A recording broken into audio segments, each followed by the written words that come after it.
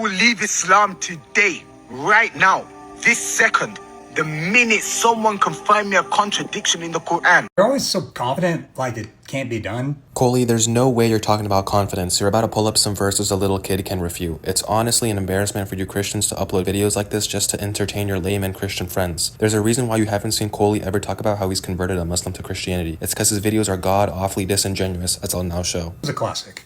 Who was the first Muslim according to the Quran?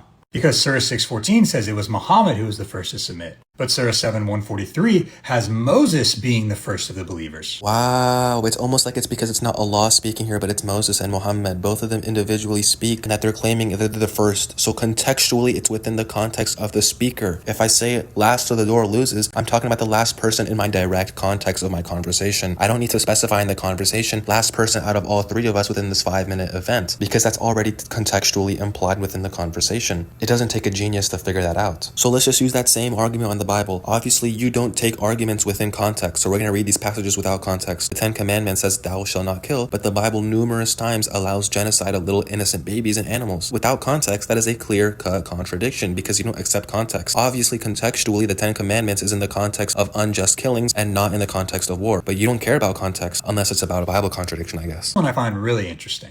You see, Surah 32:3 says that Muhammad is a warner to a people who have never been warned before. The problem is that the Quran already said that Ishmael was a messenger and a prophet, and he actually did things to teach people how to follow God.